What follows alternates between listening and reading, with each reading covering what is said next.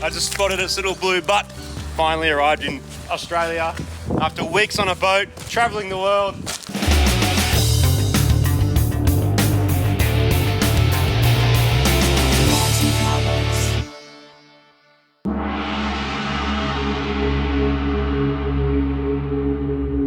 This is a story about a small car that I've found in a big city. I'm in Tokyo, the biggest city in Japan, and not far from the centre is a special place where there are cars, lots of cars. Oh, it's cold. I have to go and get a bullet train. I don't have very long. It's only about 15 minutes on a bullet train from here to Yokohama, because I am in Shinagawa, which is in Tokyo. It's just easy to get to from the airport. It's quick, and yeah, got to go and check out some cars, but very much on a time limit. I'm also going directly into Japan peak hour, so this is going to be interesting.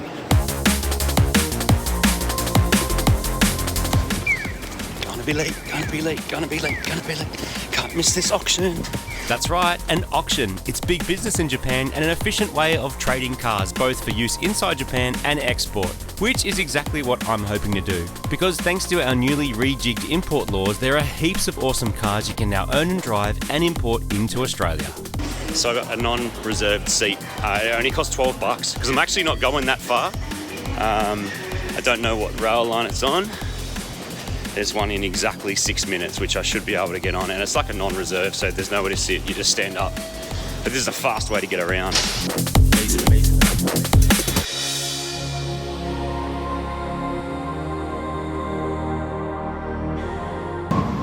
10 minutes on a fast train, or 45 minutes in a car. I know what I choose. Depends on the car, of course. And on that, there's plenty of people who think everyone who lives here drives a GTR RX-7 or some other hero car and lives in the countryside. In fact, the suburbs around cities like Tokyo are sprawling, and there's laws here about car ownership. Like if you don't have somewhere to store your car off the street, you don't get to own one at all. So it makes sense why people choose smaller K cars that take up less valuable real estate. It's time to come clean about why I'm going to the auctions. There's only one reason you would go, well, maybe two reasons. One is to window shop, because there's just heaps of cool cars there. And two is to inspect a car.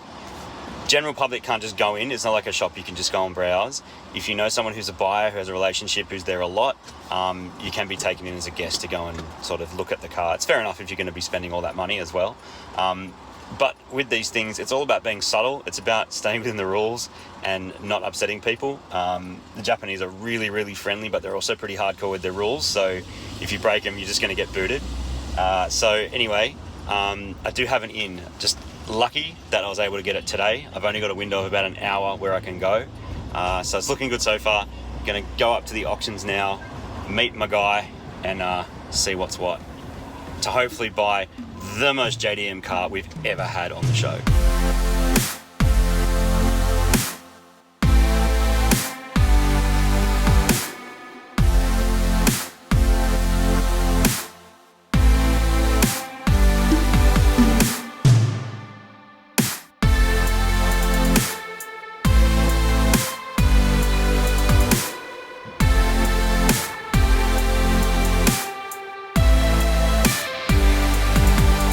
Alright, I'm here, and it's like a giant car park, a multi-story thing.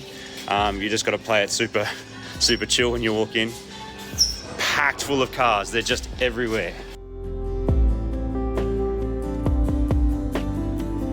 We have in our heads that everybody drives Silvias and GTRs and all this crazy stuff in Japan, but it's just not the case. Everyone drives these things, these little vans, and I really wanted to try and understand why and what is it about them. And they're also reasonably cheap, depending what ones you get. And also, a lot of them are made by the same manufacturer anyway. So you're more or less just choosing brands because you like the brand. It's badge engineering at its finest.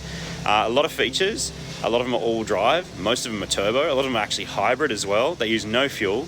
And it's kind of what everyone's using as a daily. So we've noticed them get more and more popular over the years, or they're getting better basically. And that class of car is just starting to really dominate. So I thought coming to the auctions to have a look and see what the fuss is about would be a good idea. And if one comes up cheap enough, I am going to buy it and import it, because our laws at home mean you can actually drive these at home now. For a long time you couldn't, so they were just out of reach. But now that's all changed. So I'm going to look at one or two of them, and if we get lucky, might end up owning one. That is cool. Suzuki. There's like not much space around them, so there's usually like tons of photos and stuff. And I think, yes, it's open. This is cool. This is what most people in Japan are actually just cruising around in. Pretty rad. Heaps of space. For the dimensions of the car anyway. Really clean. This goes to like the max of all the K car dimensions, this one. Can't even, there it goes. This is a Honda N-Box, the other one was a Suzuki. The front looks a bit more squished in, and it has pretty much the same kind of features. Interior wise, I'd say the interior is probably a little bit nicer than the Suzuki. I'm a bit torn because they're both actually pretty cool, but it might not come down to preference. It's the reason we've picked out a few is because there's a good chance that we'll miss it, or it'll just go for some crazy money that's just out of the budget, because we also have to get it home. The dash is kind of different in this, but yeah, interior wise, I would say the N-Box is a bit nicer. It's got some weird JDM stuff too, like it's funny stitching on the seats and whatever. But yeah, you can definitely tell it's essentially the same car. Now it's just down to preference, and I guess this is the fun bit when you're car shopping, which is what this is in a giant car park, except you can buy everything. And funnily enough, this is actually a small auction. This one is small. Speaking of small, midget action, more Pajero Minis, just so much cool stuff. The Daihatsu ones are called Tantos, but I think I've got enough Daihatsu in my life at the moment, so got to mix it up a little bit. There's auction houses like this dotted all over the country, and they have a huge variety of cars available. It is possible to get a bargain, but like all auction systems, it doesn't always work out that way. Sometimes owners and dealers alike will put their car through the auction just to see if it will sell at all, to test the market. And remember my earlier point about parking? Well, while your car's here, you've got a spare spot in your yard. They are still here, people. There's some of them here. This and an NA S15 is kind of all we've seen so far. That's your typical hero car that no one is driving. The auction systems are used by plenty of international buyers. Many of them are brokers who are bidding on cars either for their private customers or dealerships looking to fill their yards in Europe, Australia, the USA and even the Middle East. It turns out there's people all over the world who played Gran Turismo as kids and have wanted their dream car ever since. This pushes up the prices, which is good for local sellers, particularly if you've held on to one of the all-time favourites. Alright, so there's still the odd hero car left. Look at this.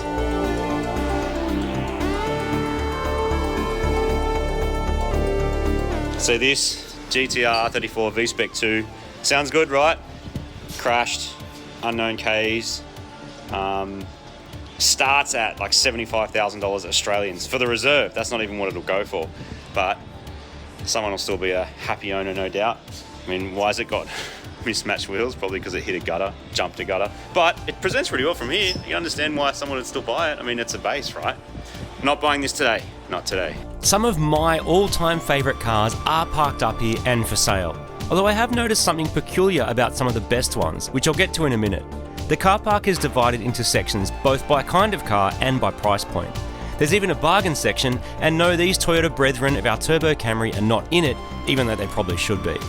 I'm here to try and buy a car, and it's no hero. Well, not yet anyway. The current model of Aug STI, reserve on that is just over 20 grand Australian, so I think it'll probably actually go for a lot more than that. Still, it's good money. So I've inspected all the possible cars. Now it's nearly time. The cars are going to come up in the next sort of 15 minutes. I'm going to run into the room with the buttons. Can't really film in there, so I might do a little bit of down low iPhone action. But yeah, we'll just have to see what happens. We first found ourselves at an auction back in 2009 when we bought Moog's white S15. The rooms themselves haven't changed a great deal, only that car would now go for at least 5 times what it did back then. I've come in a little early so I can get my head around the way the systems work, and with so many cars to go through, they work fast. Some cool stuff going through. Copen. This is like better than television. So this is a good example. So coming through now is an N-Box Custom. This is how quickly it's going to go past. 5 grand, 6 grand. Let's call it 6 grand for now. 7, 8, 9, 10,000. Red? Oh, no, not red. Red. So that's going to sell. That's going to sell. So only when it's gone red are we even in with a chance. But this is a good example because this might be similar money to what we pay. This is not as good as ours. But that's going to sell. So just saw a bunch of cars basically pass in and not sell, which sucks because it would just mean you miss out. but you've got to press it. If no one presses a button within 1 second, it sells as long as that little icon turns red. So what we're aiming for with our car, or cars, is a red icon. We're going to keep smashing that button. It's going to be over 10 grand, definitely. Hopefully it's under 20. I don't think it'll go for more than 20 because new these things are about just over 20k. So realistically it's in the teens. But we want it to go red and we want to sell it. But we don't know what the reserve is. Do we know what the reserve is? No. We don't know what the reserve is. Fun times. 12, still blue. So that means it just doesn't want to sell it. It's not for sale yet. Now it's for sale. So his reserve was basically 14k. And it's going to go for only a bit over reserve. There's so many cars going through, it's happening so fast, and I have to press the button. T-minus 10 minutes and the car comes up. I'm just watching them stream past, like every 8 seconds or so. There's more cars. It's just nuts. I don't know how I'm going to press this thing quick enough. 2 cars we're bidding on. If we win the first one, that's it, done. Otherwise, bidding on the next one.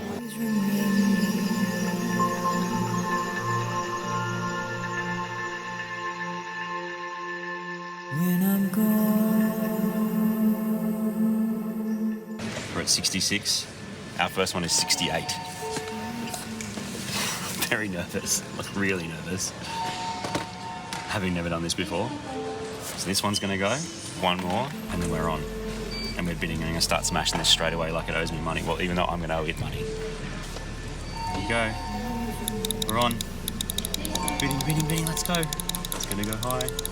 8 grand. 9 grand. 10. All right, now it's still not for sale. Still not for sale. Now it's me, this is me. Going up. We're gonna get it. Oh, I don't know if I want to pay that much for it, dudes. Still not for sale. Still not for sale. Still not for sale. Still not for sale. What do you think, broker guy? Good deal or not good deal? What would you do? Quick. What would you do? Leave it. Because also, can I buy it or not? Did I just win it? All right, so what just happened? That was pretty exciting. I just won it, so I've got myself a Suzuki K car, which is freaking awesome. Towards the end there, it wasn't me versus other people, it was me versus whoever owned it, and they were not gonna give it up for less than basically 13 grand approximately, which is what I ended up paying. So luckily that's pretty much market, and also because it's a four-wheel drive one, it's worth more. So it's on market, you can't really pay too much, but the technique is to probably in that case would have been to leave it and then negotiate with the buyer. And if you had lots of time, that's what you do. So you leave it, you go, no, I'm not paying that, and then you've got the first right to then negotiate with them to try and buy the car. So yeah, but didn't have to do that. Won a car, smashed the button, happy days. Gonna own a Suzuki K car. Now I've got to get it home. The triumphant look of victory.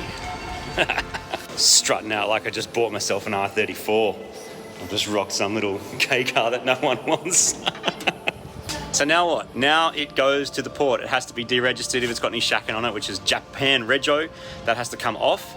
And then there's kind of brokerage fees and stuff to be processed on this end, because being Japan there is a lot of paperwork involved. So that's the next step, and then it will go on to a boat to Australia on the next scheduled one that it can fit onto. Then it goes into Australia, most likely into Queensland where it's processed. Iron Chef Imports will most likely deal with that up in Queensland, and then we can bring it into New South Wales and then we can register it. Now this is only possible because they changed the laws on K cars, so you can do it at all, which is exciting, and it just opens up other opportunities of cool little JDM cars. And as I said, people, this is one of the most JDM cars you can buy. I know we saw a couple of others here today that you would go, yeah, well, that's JDM. Well, this is what people are buying and owning right now. And I think it's pretty good buying, being that it's only a couple of years old, less than 20K, or about 20K landed, depending where you live, that changes. So, I don't know, I'm pretty happy with that. Very, very exciting. So, time to make my way home, jump back on a plane, and wait for this awesome thing to be delivered. All right, so we've arrived at the Gold Coast Airport, where the little car has been delivered. So it's sitting here somewhere. Undercover somewhere. All I got sent was a video with a finger pointing at it, but no like drop pin or anything. So it's in this car park somewhere. Wait, I think it's that way. Really? Yeah. Because it said the corner, come out of the airport at the corner, Yeah. and then it's just under one of these things. Okay. But I think it's probably along here. Kind of a budget car. It is in Japan anyway. I just spotted its little blue butt hanging out. I mean, I say hanging out, but it's tinier than every other car here. Yeah, people. Finally arrived in Australia after weeks on a boat, travelling the world.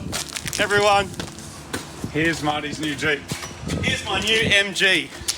Just kidding, here's my Suzuki Spacia. All-wheel drive, turbocharged, hybrid. Freaking amazing. Yes, look at that. Proximity key. Amazing. Let's drive it, dude. Let's go. Let's do it. All right. First start. Look at the space, Martin. So much room. It is a Spacia. Look, it's got aircon for the back. That's great. These are like a lot of features in a small Dude, space. that's not aircon. What is it? I don't know.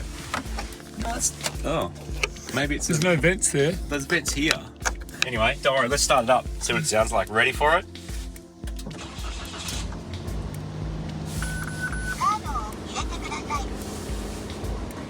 Put your card in, you dickhead. I think that's what that means. Oh, everything's in Japanese. I have no idea if it's got CarPlay. I have no idea if it's got any of that sort of features and stuff. Bit of aircon action.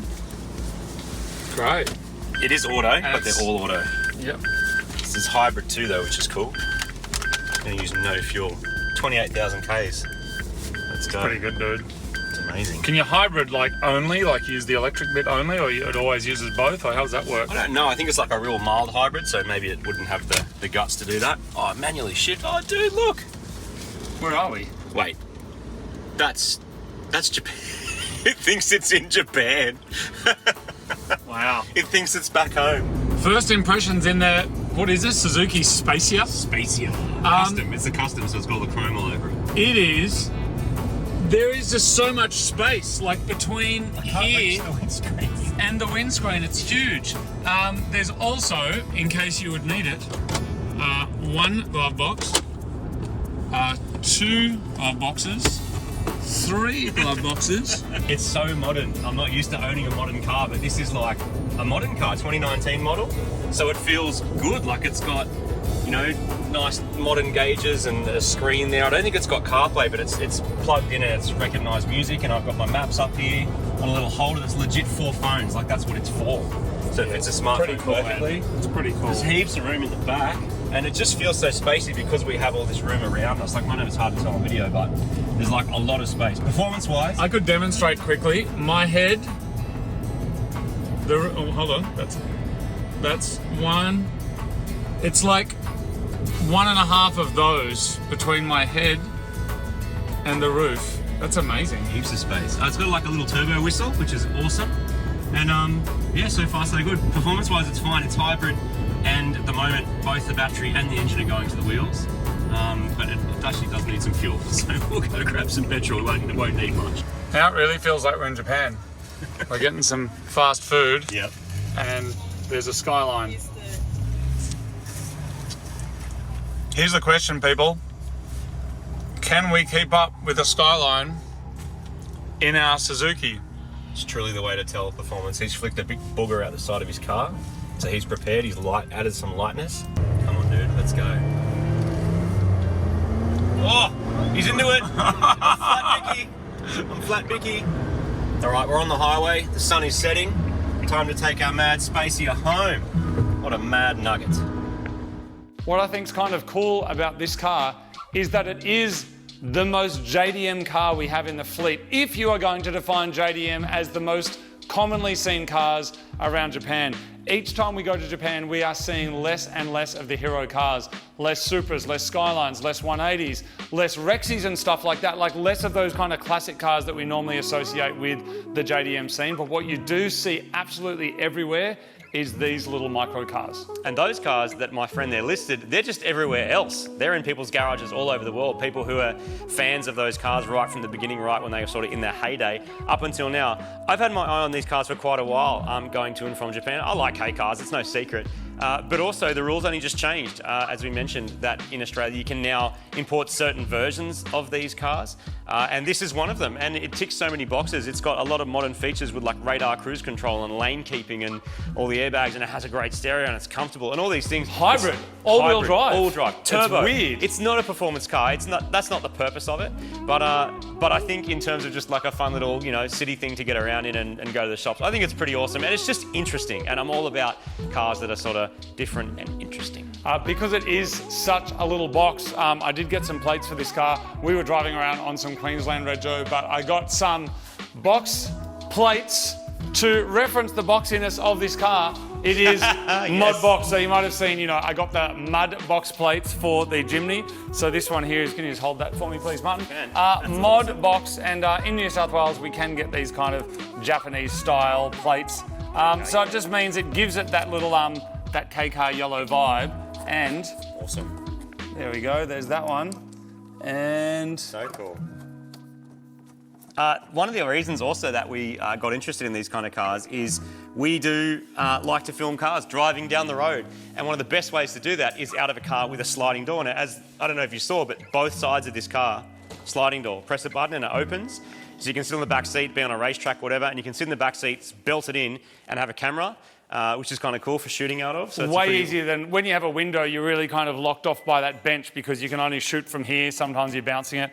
Having that totally open when we are doing those car-to-car shots on a racetrack is really good. So what equivalent can you buy for the same kind of money? So these things landed in Australia. You're probably going to see them in the 20s, somewhere in the 20s, depending what exact spec and model you get. This is a higher one, being all-drive and turbo. Most people in Japan, or a lot of people, not necessarily needing the all-drive, full-drive thing. People who live in snowy areas or where it gets really wet and rainy might be considered buying them. So therefore, there's less of them. Therefore, the price is a bit higher. If you get a front-wheel drive one, there's heaps. There's heaps and heaps and heaps of them. And the performance is good enough to keep up with traffic, up to 100 k's an hour. If you're going to sit on the highway every day of the week, maybe not the car.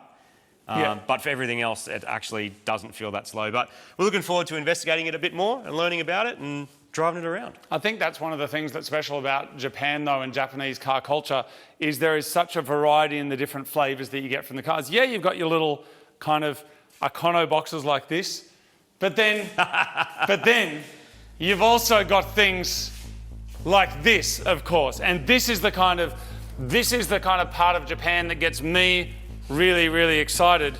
And you're going to be seeing a lot more of this very soon. There it is, Martin. Love it. Thank you very much. What a combo. See you next time. You can grab a shirt. Not this one, because it doesn't even say anything on it. Get this Martin's one. does. Superguard shirt. Awesome. Very high quality, very awesome. Helps support the show. Click the thing below. It should come up below the video. Mod box and a 240Z. These two cars, do you actually need anything else? Maybe a tow car. That's it, right? That's it. That's all you need. They're mad. All right, see you next time, everyone. Bye.